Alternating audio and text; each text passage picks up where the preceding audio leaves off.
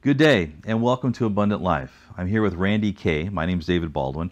We're going to have a little fireside chat about Randy's experience that he actually died and interacted with God. Pretty amazing story. He's written a book about it called Dying to Meet Jesus, and it's a story that is worth telling. So, Randy, give us the overview of what the experience was like for you. Yeah.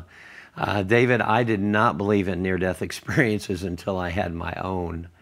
I really have been involved in clinical work, leading a clinical team in neurology and cardiology, cardiovascular surgery, for much of my career. So I was scientifically based, fact-based, and oftentimes refuted those stories. What happened was I was crying out to God, if I was in a moment of feeling broken and frustrated with God, and I shouted out in my bedroom, God, if you're there, I need to see you. I need you to show up. So I came back after an interview with a large company, healthcare company out east, and when I returned, my calf started hurting. And I let it go. I thought, well, I'd been exercising previously. Maybe I strained my calf. So I let it go for a number of hours. I actually went bicycling up the coast. We live in the San Diego area. And normally what would be a very casual bike ride turned into a very arduous one.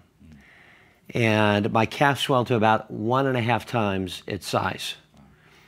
Again, I tried to reason or rationalize it by saying this is just a pulled muscle and there's no need to fret, because after many trying months, actually, we were going on a trip with my family to the mountains.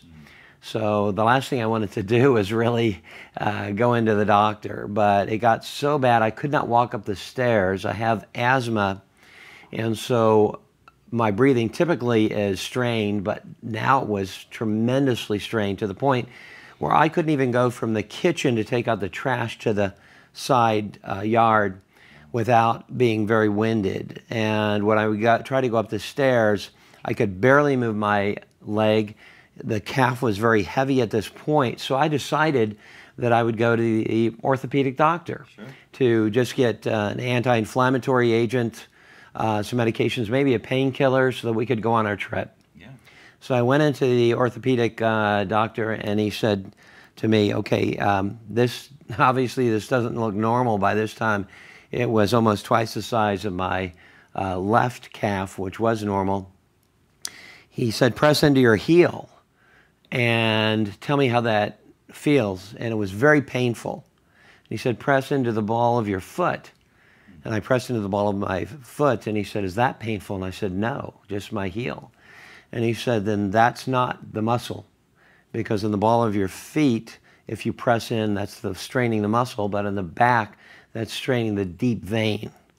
I went into I was rushed to the ER, and then went through a series of tests, an ultrasound where they test for blood clots from the lower leg up, and throughout my entire right leg, there were blood clots, and several of them. Not just one blood clot, but there were 6 blood clots, which had traveled all the way up the leg. And what happens with blood clots and them traveling is that your arteries basically become larger, your veins become larger, I should say, as it travels up the leg. And eventually it goes into the lung. And it blocks the pulmonary artery, which is the main artery for breathing. That was what was causing me to feel very winded. And the CAT scan confirmed this is a D-dimer, which is an anticoagulant agent, was high. All of the levels were very high. At that point, the doctor came in after all of the tests, and he said, you were a walking dead man when you came in here. And so at that point, I was just thinking, okay, I have 2 young children. I have a wife. We'd already gone through some trials. I needed to support them, and all of those questions that arise as a result of facing potentially an impending death, because the doctor also said there was a 27-year-old young lady, surfer, who came in the prior day, and she had died from this very thing called pulmonary embolism, which is a blockage, clotting the airway. It happens to be the third leading cause of death. And so the only thing that could be done was one of two things. To rush me to University of California, San Diego, where there was a specialist to crack the chest to remove the clots, because there were several of them. And the doctor felt if I was transported there, by the time I got there, I would be dead. So I was placed on heavy anticoagulants, that is blood thinners at that point, and it was just a wait-and-see game. The patient next to me was transported during the course of this time, as we were waiting to see, if the body would start to reconcile these blood clots. And the patient next to me was quartered out of the room, and I learned later that he probably had what was called MRSA, which is it's a antibiotic-resistant bacteria. One of the most fatal at that time. The death rate on that alone was 20%. And so I had both of these things going on. Now I had what essentially amounted to a traffic jam throughout my body. The doctor came in and tried to pull from my arm some blood, and he said, well, this is strange. And he could not, because my blood had been coagulating throughout my body, he could not pull out or extract any blood to test it in the lab. Or finally he got a little bit out, but at that time I was in a crisis mode, to say the very least. So I felt like a floppy fish out of water eventually. I just started convulsing. And it was at that point that my heart went into arrhythmia and eventually stopped. At that point, when it stopped, I was in a period of darkness. There's about a 6-minute lapse between when the heart stops and the brain stops. The brain is dead. So take us into that, because there's a lot of people that would be very curious as to what that felt like, looked like. You just said it just went dark. It went dark, and normally the clinicians would rush in, code blue. Yeah. They're on it, right? But I was in the general floor because it was a waiting game at that point with the anticoagulant. So the nurse had stepped away. The monitor was alarming, that is flatlining, but there was not an immediate response. So the heart had stopped for about 30 minutes. The brain, typically clinical studies have shown, lasts for about 6 minutes thereafter. So the darkness was something that was immediate, which was kind of a sense of listlessness, of being in a space of I don't know what. And I saw in the distance something very strange, because as I was literally rising, and this light from above was cascading down and illuminating everything in my midst. And in the distance, I saw, in kind of like a faded rolling hills, I saw these kind of warring figures. They were bizarre. They were otherworldly looking. And I didn't know exactly what that was. So it created some degree of fear, but I just shouted out the name of Jesus Christ. I just blurted it out because I knew, and I knew Jesus at this time, even though I had been angry with him before I had this experience.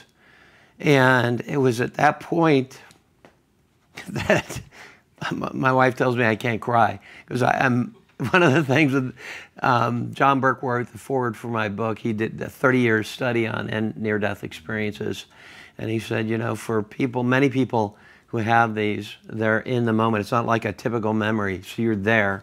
So whenever I mention that time, my feet had settled, and there was an arm wrapped around me. And were you standing or just laying there? I was standing. He was by my side. And you just knew it was Jesus? I knew that I knew. And he didn't say anything? It was just in your spirit, or you just were solidly secure, this is Jesus. For the first, however amount of time, there were no words that needed to be spoken, because as I knew I had been ushered into heaven at that point, everything was intuitive. I knew Jesus' thoughts. He knew mine. Everything was very clear. There was no need to communicate via words. My first sense in meeting Jesus was this.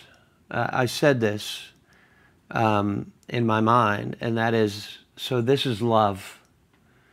Because oftentimes, you know, in this world, with relationships we have here, we think of love in terms of an emotion and action. But Jesus is love. You know, God is love. The Bible tells us that. And so in meeting the person of love, it was entirely different. He didn't have to say, I love you, because I knew it. His whole persona was love at that point. And I just caved down to my knees, and he lifted me up, and he said, trust me. And I could feel the whiskers, you know, they were soft, of his beard, his face. He had a beard. He did have a beard, yes.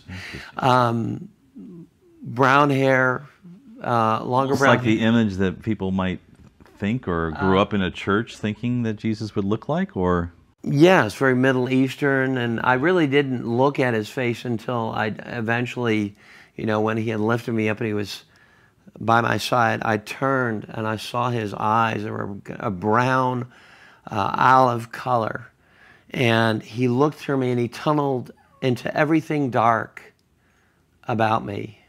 So the light of Jesus Christ had tunneled through into my darkest places and illuminated me with a peace and a comfort that I had never in my whole life before and after experienced. To say it was spectacular or amazing would be a gross understatement.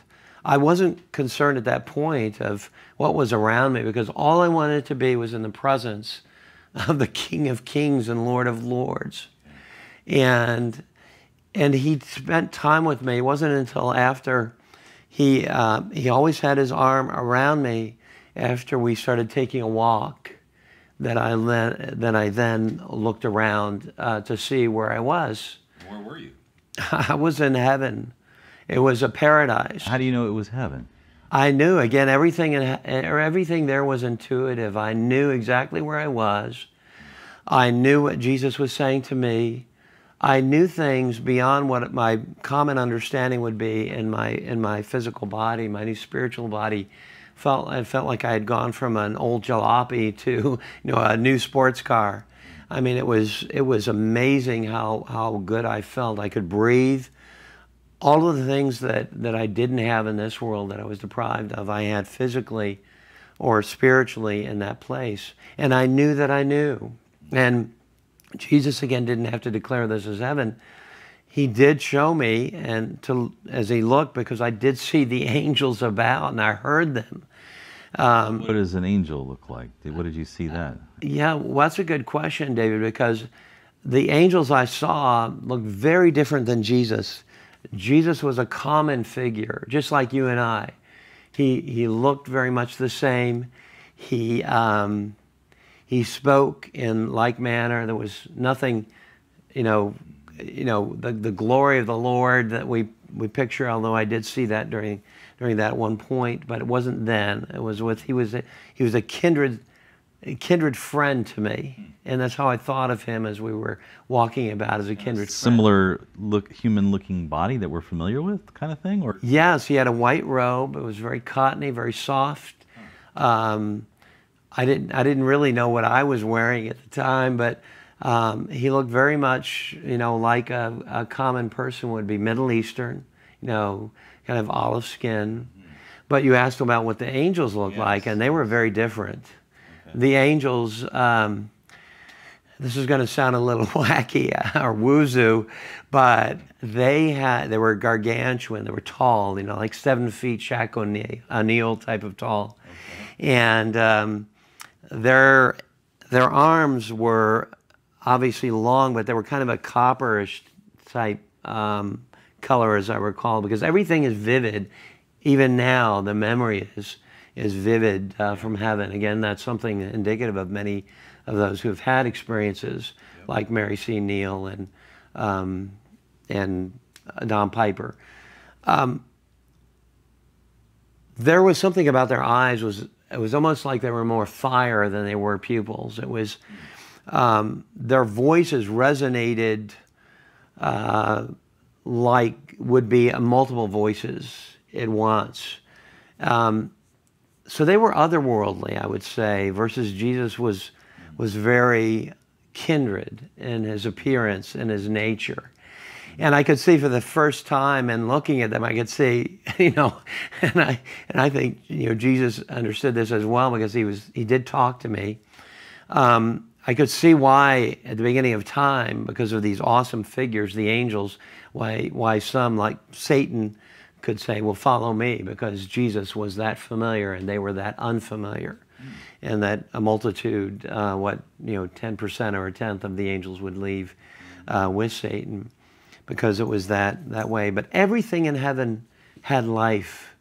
Everything was blooming and full. There was nothing dying, no like fall, Was it like a leaves. forest of trees or flowers or water or rivers or what? Yes, it was like a naturescape, but it was also more than that. So I saw villages of people, and the villages blended together. So they were contiguous, and they weren't like a Tudor style or anything of that nature. The Bible talks about, or Jesus said that he was going, and that that we'd have a mansion. He was building a mansion and several rooms. Yes. Well, if you look at the scriptural word as translation is more dwelling, and so the villages I saw were contiguous, and everybody was living, it seemed, in some way together with each other, because there was an affinity for each other, and everybody, as I saw them, was different than I viewed them in this world. I didn't see, for example, any racial differences, although they were, racially, ethnically different. I just saw them as their features, as the creativity of God. There was nothing carrying over from this world, no prejudices, nothing of that nature, because in heaven I felt perfected.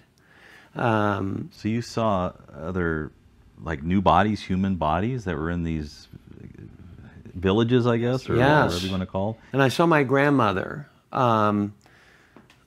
what some term a life review. So I saw my grandmother was really the only one that was close to me that had passed by this time. And I saw her, and I had actually led her to the Lord in prayer years prior, and she was there, and I could see her, and she was youthful. She was more like the pictures I saw in the photo album as a young person, not the grandmother I knew before she had died, or as I knew her in this world, but I knew that it was her, and I saw other people as well. Wow. Yeah, and then there was, one of the most striking things was the river was coming through, and there was just a river. I know the Bible talks about the river of life, and I didn't understand that conceptually, but nothing is metaphorical in heaven, by the way. Nothing is allegorical. Jesus used a lot of them to describe, the vine and so forth, that he used a lot of the analogies and such. That everything in heaven was literal in the sense that it was what it was. And the river of life was coming through. And so these beautiful vistas, flowers growing constantly. Yeah.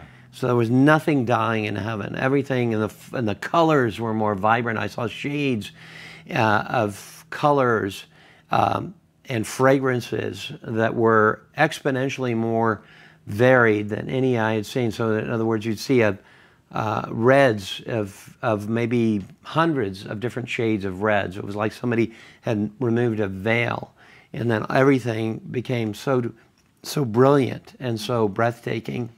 The river of life was something that seemed to feed throughout the naturescape that I was looking at. It was literal water? It was literal water, and it was rushing forward and it was feeding into everything about through the mountains, through the fields, everywhere that every place that I saw in my vision of heaven. And then I looked, and it appeared in some way, some fashion, because there aren't words in the English or any lexicon in all the languages to describe exactly what it is, because it is otherworldly. But it was as though the river was coming through from Jesus himself. That is, it was flowing from him and providing life to everything there. And then there was joy. The Bible talks about treasures in heaven, and I often wondered what treasures in heaven really were. Do we get a bigger mansion, bigger house? No, it's none of that, because it's more egalitarian than that. What I believe now, having come from that experience, is that the treasures in heaven really are closeness to God, and that those who are closest to God here in this life, they had a closeness with him. Those who are, let's say, a last-minute conversion, if you will, on the cross with Jesus at the last moment, perhaps. Yeah, they profess, and there is that lapse between the 6-minute lapse between the heart and the brain. So maybe God gives people that opportunity, and so their closeness may not be initially, at least, or as close as those who had really walked with him or drawn close to him. And that was the treasure. Treasure, the ethos of heaven is joy. And joy just permeates. There's no sadness. My tears are one of awe and one of joy, because in heaven joy is complete.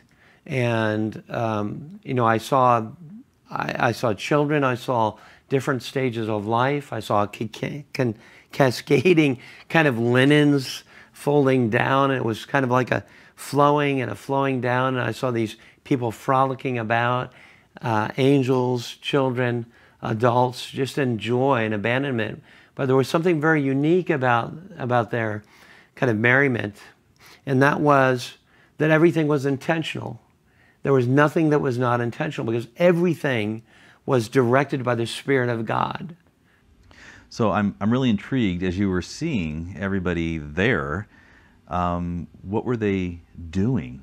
We talk about in this world that we work, and our work is worship to God. And it's not drudgery, it's not a job, it's work that is abundant, which is kind of our goal, which is the challenge. So what did you see there that would help us to understand what was everybody doing?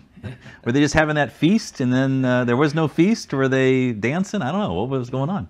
It wasn't boring, because a lot of people, I think, have a preconception that heaven is, and it's the clouds and it's all of that, which is not at all true. I mean, everyone had things to do and activities, and they were different activities because they were all orchestrated by God. So God orchestrated, and again, it was the Spirit of God, but also the presence of God was permeating all of heaven and speaking to people. So he was directing. Well, give me some of these activities. Were they just throwing football like that song? I mean, what were they doing? Yeah. So they were constructing things, but not construction as we would, let's say, a building.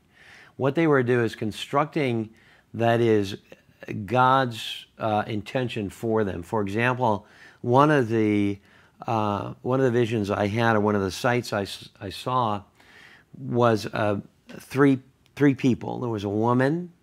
She had long brown hair. There was a man with kinky black hair. There was another man with a goatee. Okay. And so they were holding hands. And I was there walking with Jesus, and they were to my right.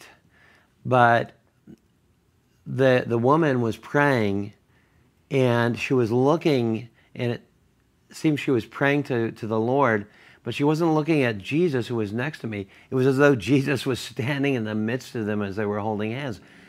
Again, there are no words, really. I don't know how the presence of the Lord really infuses itself through every person and every activity, but the woman was praying for somebody, and that somebody was, she said, "Thank you, Lord." So, and I documented all of this, by the way, during or after the hospital, so that it was journaled. So, and I recorded these things. And so she said, she prayed that person would seek God's forgiveness or Christ's forgiveness. What do you think? She was praying for someone that was not in heaven?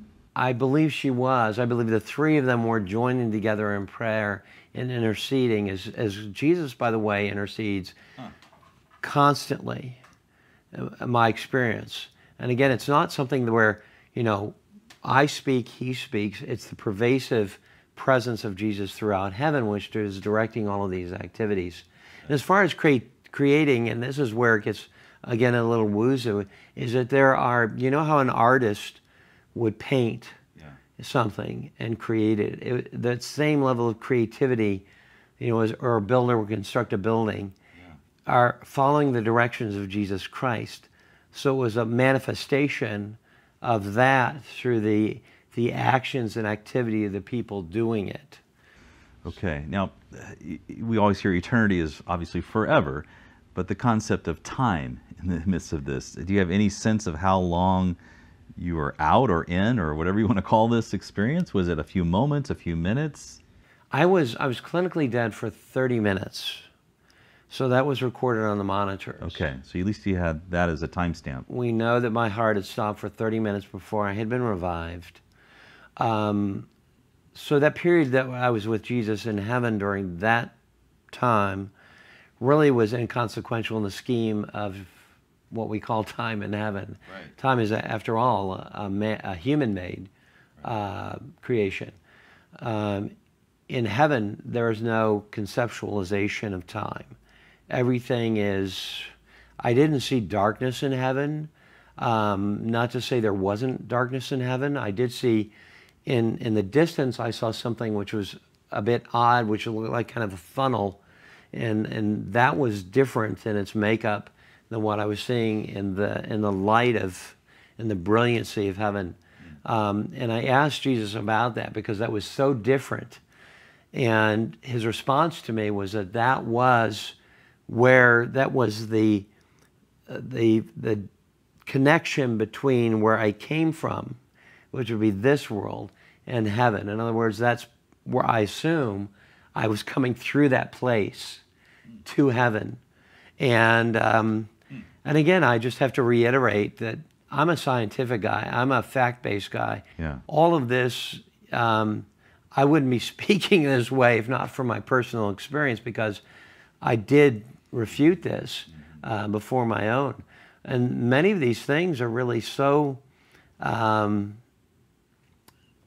incredibly beyond what we are familiar with here. Some is familiar, landscapes and such, but some is unfamiliar in terms of the dynamics and God's makeup. So there was obviously no clocks there. Yes, no So clocks. that didn't exist, for example.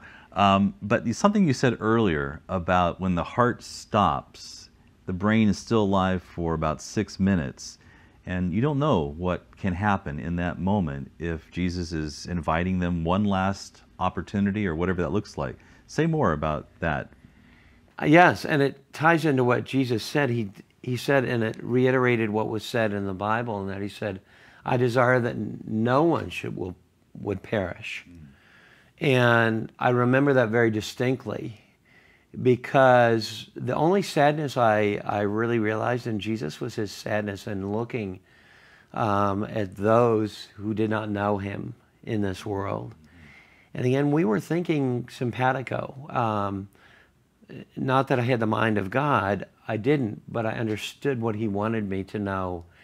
And so as he was looking upon those who did not know him, it was the only time I saw the sadness of Jesus, the sadness of God, you know, the shortest verse, Jesus wept.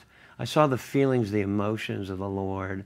And that was something that, you know, he really yearned for. I don't think we grasp fully how much God desires to be with his creation, with his beloved. You know, and those who are lost, rejecting him and wanting to stray away from him, that is something that he will go to the ends of the earth, and he has, and delay if he has to, what his intent is to save that one lost soul. That's awesome. That's awesome. Yeah. I'm excited to hear the immediate understanding, and you're able to communicate, and because that's what I've kind of invested my desire is, why can't people just communicate better? But you're saying it's there. Help us to know how this transition from you staying there to going back, because I think that would be very interesting. And you had to go back through this funnel or something?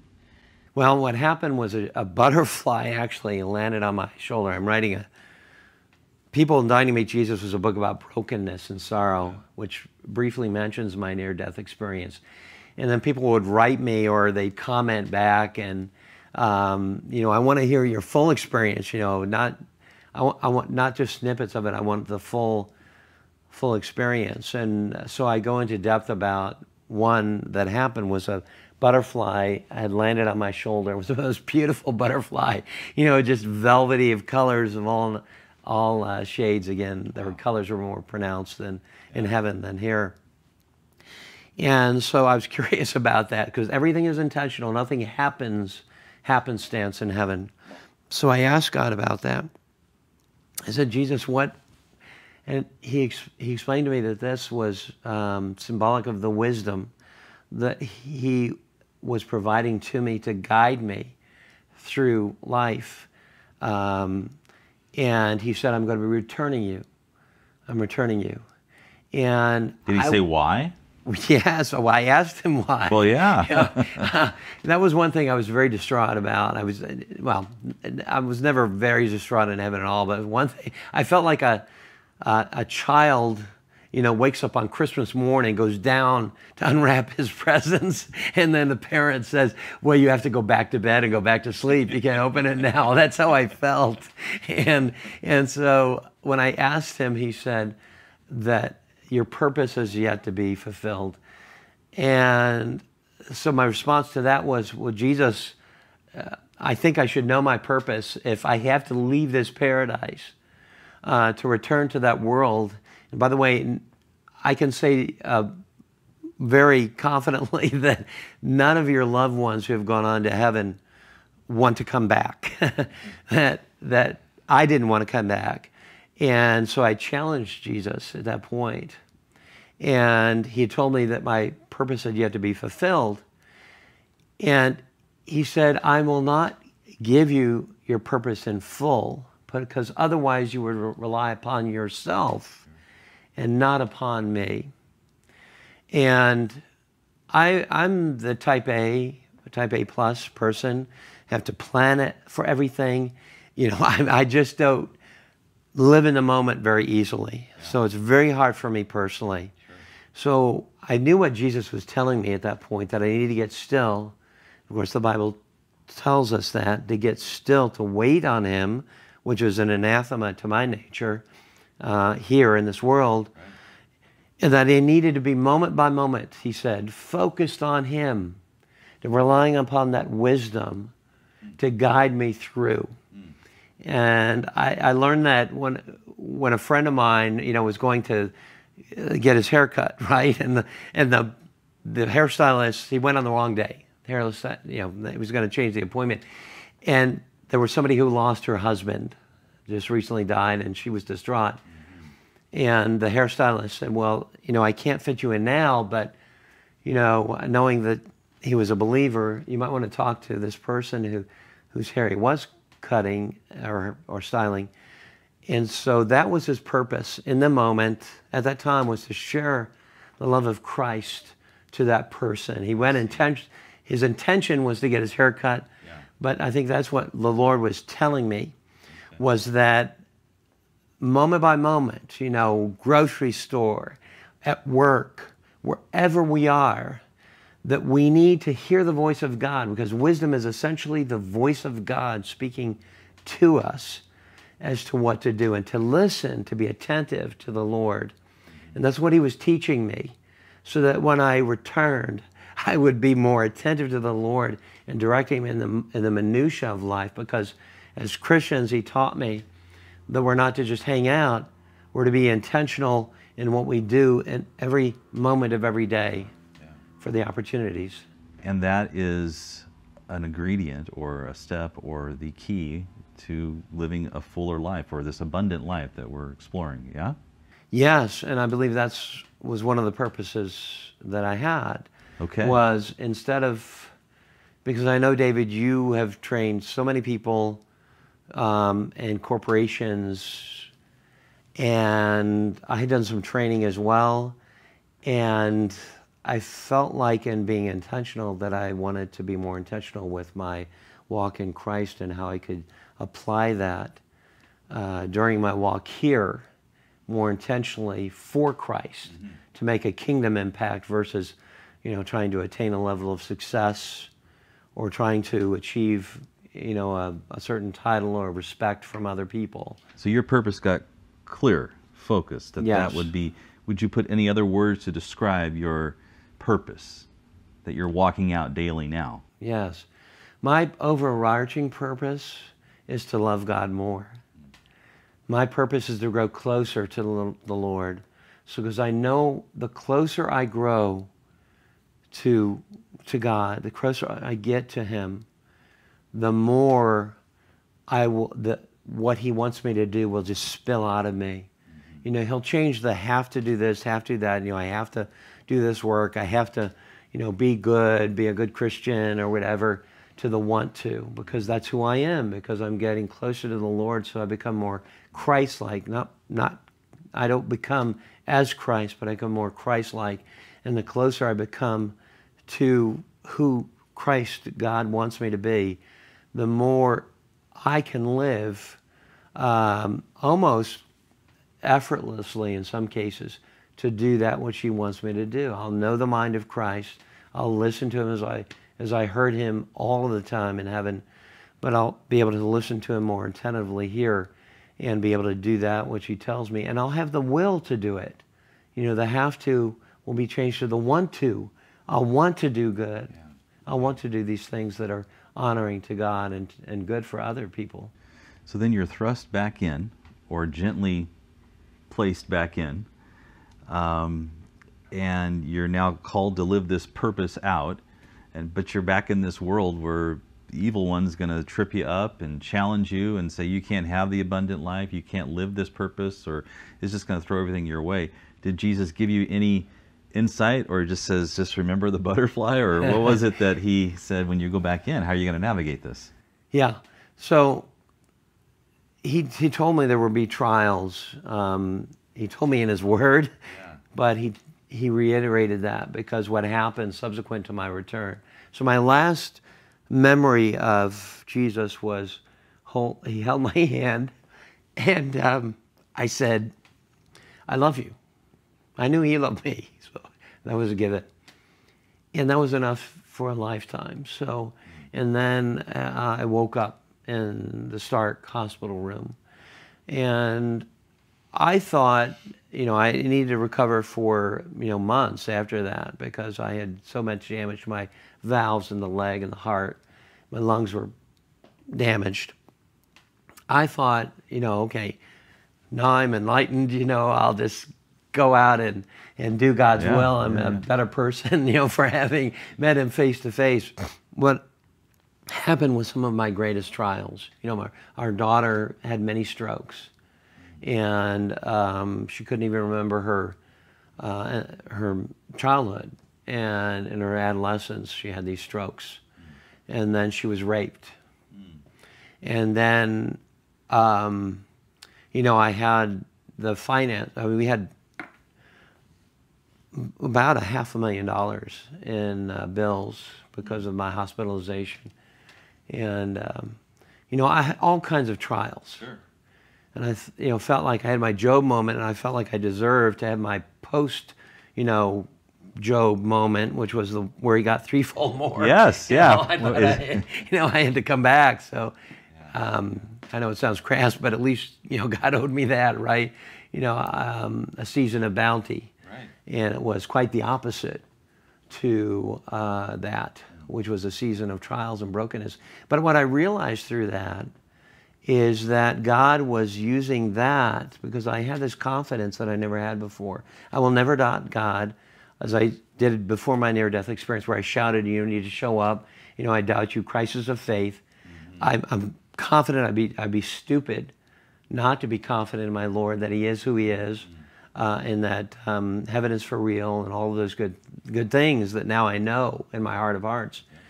But I had that confidence that He was always with me to carry me through. So I was more capable, able to carry through that brokenness, the hardships that came my way post being in heaven, that maybe otherwise it would have been too devastating for me. So He knew that, and He equipped me to do that. And so my mission, really purpose to a large extent, is helping people to overcome suffering, helping them to overcome brokenness so that they can live the abundant life. So how are you living the abundant life through that strategy or that calling or that direction? Yes. My abundant life definition of it is very different than what it was previous. My definition of the abundant life really is in being filled with the Spirit of God, Jesus Christ, so that regardless of the circumstances, good or bad, that the stability of being filled with God's Spirit is the holding force to being able to overcome obstacles and trials. Because there are really only two ways I learned that one can go in living the abundant life. Say more. One way is, when trials hit, is to run away. Blame God like I did prior to my NDE. Near-death experience. Near-death experience, right? To run away from God, blame God, just seek out other things, besides God. And that causes a lack of abundance. The other, better way for living, and the only way to live an abundant life, is to run closer to God. That is, to dig in, seek His face. Be honest.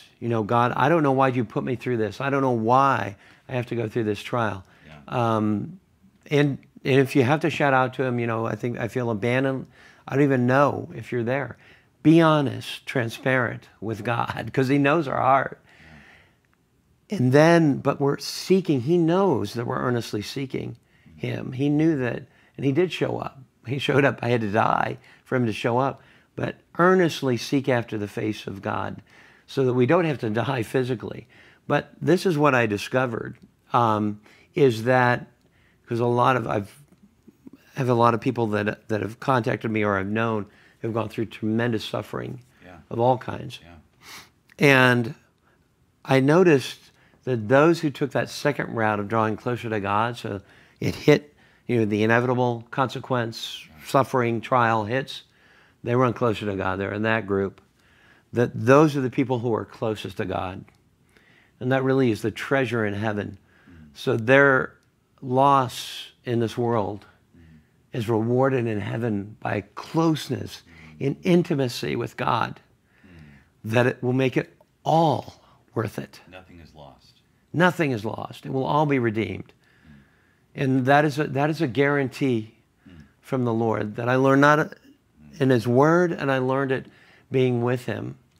That nothing is lost. Everything will be redeemed. He redeemed our lives on the cross for those who receive that.